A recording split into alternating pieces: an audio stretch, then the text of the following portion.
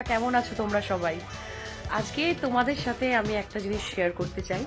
বিধানসভার হাড্ডাহাড্ডি লড়াইয়ের পর এবার এক হচ্ছেন তৃণমূল এবং বিজেপি সদস্য। বলছি দেব এবং শ্রাবন্তীর কথা।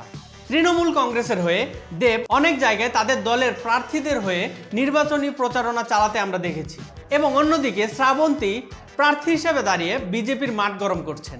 বিজেপির নমিনেশনের টিকিটটা হাতে পাওয়ার পর থেকেই শ্রাবন্তী কিন্তু পুরো দাপিয়ে বেড়াচ্ছেন। সব জায়গায় সব সময় তাকে মাঠে আমরা দেখতে পাচ্ছি। এর আগে এই নমিনেশন নিয়েও হয়েছে অনেক জলঘোলা।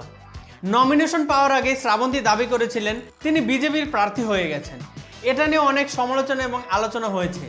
যেখানে শ্রাবন্তী থাকবে সেখানে আলোচনা এবং সমালোচনা হবেই, এটাই স্বাভাবিক ব্যাপার।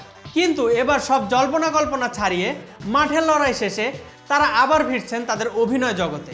এবার তৃণমূল কংগ্রেসের দেবের সাথে জুটি বাঁধতে চলেছেন বিজেপি প্রার্থী শ্রাবন্তী।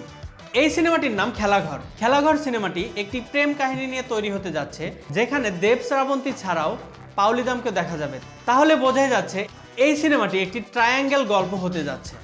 এর আগে দেব এবং শ্রাবন্তীকে আমরা আরও সিনেমাতে দেখতে পেয়েছি একসাথে। তার একটি হচ্ছে সেদিন দেখা হয়েছিল এবং আরেকটি হচ্ছে বুনোহাস, যা বাংলাদেশের একটি উপন্যাস অবলম্বনে নির্মিত হয়েছিল। দেব এবং শ্রাবন্তীর গানগুলোতে অনেক রোমান্টিকতা থাকে এবং এই জুটিকে একসাথে অনেক ভালোই মানায়। এবারও খেলাঘর সিনেমাটি এমনই একটি সিনেমা হতে যাচ্ছে বলে আমরা আশাই করতে পারি। এই সিনেমাটির ব্যাপারে পরিচালক বলেন, আমাদের বর্তমান সময়ের প্রেমিক প্রেমিকার প্রেমের সম্পর্কের কিছু জটিলতা নিয়ে এই সিনেমাটি নির্মাণ হতে যাচ্ছে। এবং দেব জানান এই গল্পটি অবশ্যই ভালো হবে এবং এই ধরনের চরিত্র করতে আমি অনেক ভালোবাসি। এখন আমাদের দেখার বিষয় দেব কতটা চরিত্রটাকে ফুটিয়ে তুলতে পারে। অন্যদিকে শ্রাবন্তীও জোর প্রস্তুতি নিচ্ছে এই সিনেমাটির চরিত্রটাকে তার মতো করে বেস্ট দেওয়ার জন্য।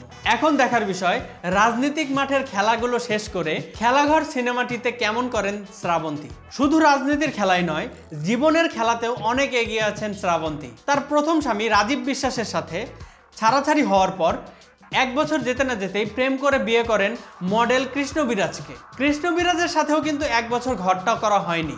কৃষ্ণ বিরাজের সাথে ছাড়াছাড়ি হওয়ার পর তার কিছুদিন যেতে না যেতেই আবার চলে আসে রোশন সিং। রোশন সিং এর সাথেও সম্পর্কটা ছিল 1 বছরের।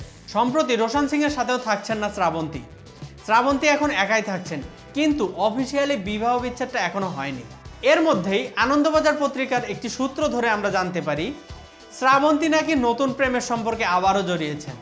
যদিও শ্রাবন্তী তার প্রেমের বিষয়টি নিয়ে খোলাখুলিভাবে কিছু বলেননি, কারণ শ্রাবন্তী এখন নির্বাচন নিয়েই বেশি ব্যস্ত এবং পাশাপাশি শুটিং তো আছেই।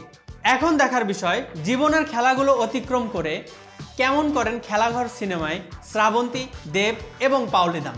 তো বন্ধুরা, দেব এবং শ্রাবন্তীকে নিয়ে আপনাদের কি মন্তব্য তা অবশ্যই আমাদের কমেন্টসে লিখে জানাতে পারেন আপনাদের মূল্যবান মতামত। আমি হাসান মেহেদি বিদায় নিচ্ছি। প্যারা নাই, চিল। ডিয়ার ভিউয়ার্স, এমন আরও ভিডিও পেতে আমাদের পেজে লাইক দিয়ে ফলো থেকে সি ফার্স্ট দিয়ে রাখুন।